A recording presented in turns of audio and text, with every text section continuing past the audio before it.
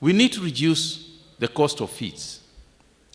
I propose by at least 30% in the next 5 years through investment in local feed industries. That is why the Kenya government has invited large-scale farmers, especially in the growing of yellow maize.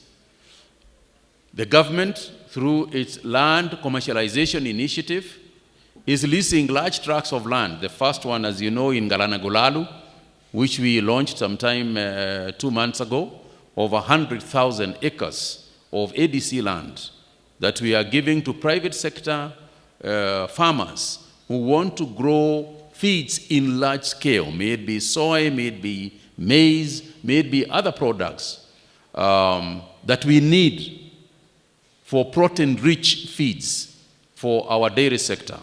So those of you who wish to participate in this, especially those of you who are already in the dairy sector, there are opportunities to invest in this in order for us to reduce the cost of feeds.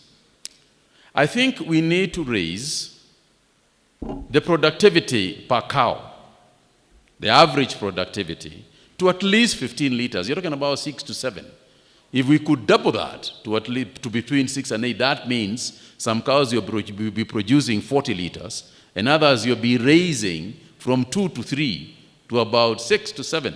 Then we would, in the same space we have, with the same number of cows we have, produce a lot more milk than we are currently doing.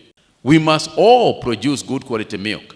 And the farmer must be compensated for good quality milk. So it cannot be surely that we pay for poor quality 40 shillings for poor quality milk and 40 shillings for good quality milk. Then what would be the incentive of producing good quality milk if bad quality milk and good quality milk are paid the same way? Therefore, going forward, we were supposed to have launched this program for good quality milk production in Kenya. The only reason why I delayed it deliberately, I delayed the launch, and I know that Joachim was very ready to do so. I'm aware of that. Yeah, I know.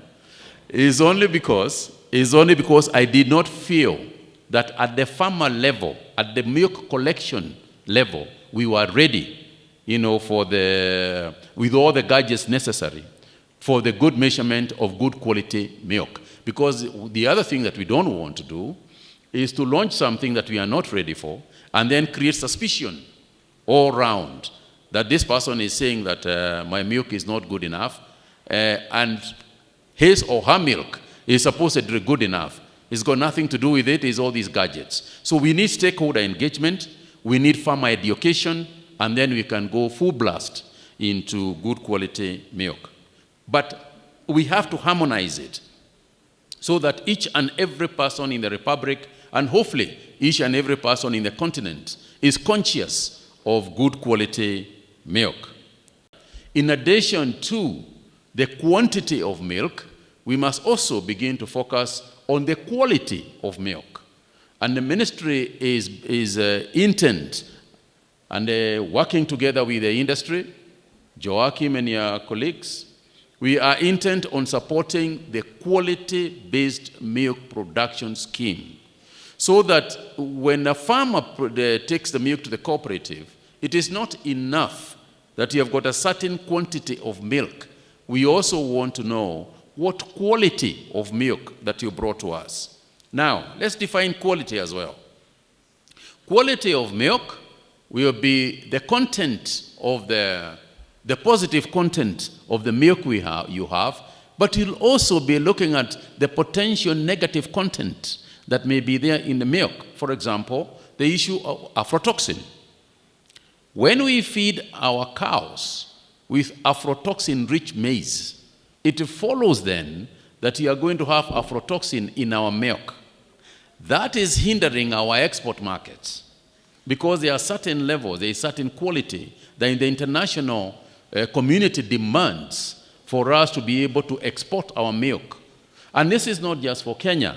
This is for each and every one of you who is sitting around in this hall and in this table. And the milk sector generally out there in the country. So we are telling the growers of animal feeds that we are not going to start at the cow feed. We are going to come to you, so that whatever you are supplying for cattle feed has got to be aflatoxin free.